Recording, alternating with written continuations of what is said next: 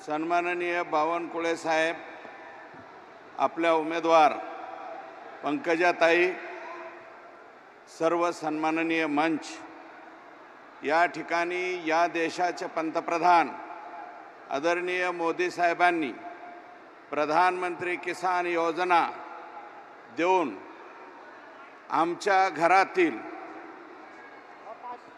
शेतकऱ्याच्या घरातील ग्रहकलह संपविण्याचं काम त्या ठिकाणी केलं। प्रधानमंत्री आवास योजनेच्या माध्यमातून कोट्यवधी लोकांना घरकुलं देण्याचं काम केलं आणि नॅशनल हायवे एवढ्या मोठ्या प्रमाणावरती चाललेत त्याचंही श्रेय त्यांना जातंय।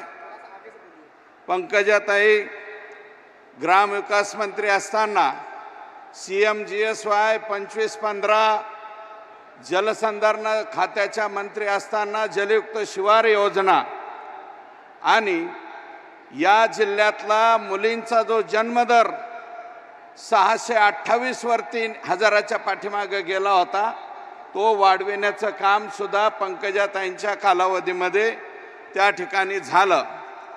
या आमच्या पक्षाच्या उमेदवार आहे आणि आमच्या प्रकाशदादा सोळंकेंच्या जुन्या पक्षाचे जे उमेदवार आहे आता समोर ऐकू येते का तुम्हाला? प्रकाशदादांच्या पक्षाचे जे उमेदवार ते 6 महिन्यापूर्वी त्यांचं नाव बजरंग आहे। बजरंगबली हे प्रभू रामचंद्राचे भक्त होते आणि त्यांची छाती फाडली तर प्रभू रामचंद्र, सीतामाई आणि लक्ष्मण दिसत होते। हे 6 महिन्यापूर्वी म्हणले माझी छाती जर फाडली तर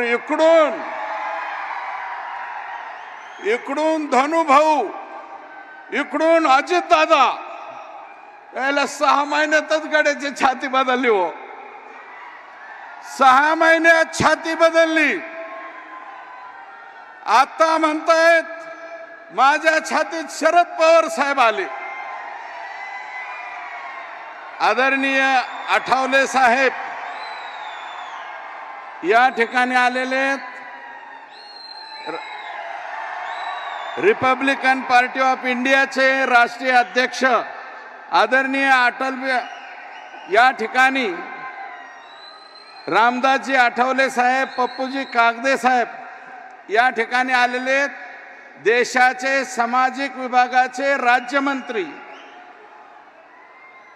मी सांगत होतो की 6 महिन्यापूर्वी यांच्या छातीमध्ये दुसरं होतं, आता शरद पवार यांच्या छातीत आले। मला वाटतं महिना 2 महिन्यांनी परत यांच्या छातीत कोण दिसन याचा काही भरोसा नाही।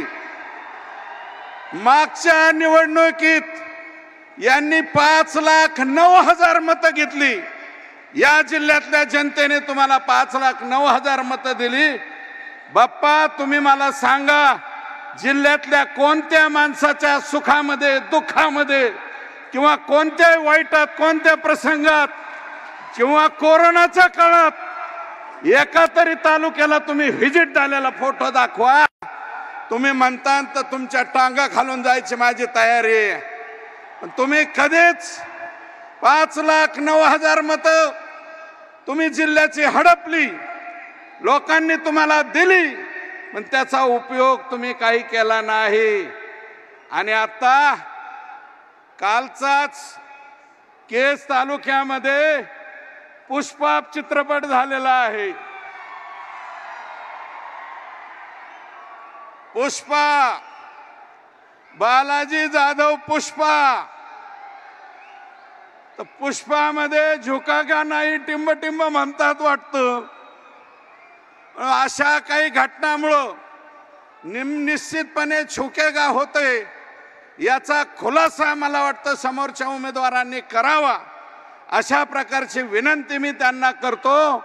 आणि येत्या 13 तारखेला माननीय पंकजाताई यांचा अनुक्रमांक 1 चिन्ह कमळ आणि कमळ चिन्हाच्या पुढचं बटन दाबून पुढची 5 वर्ष त्यांना बीड जिल्ह्याचा खासदार म्हणून काम करण्याची संधी उपलब्ध करून द्यावी, अशा प्रकारची विनम्र विनंती करतो आणि या ठिकाणी थांबतो. जय हिंद, जय महाराष्ट्र.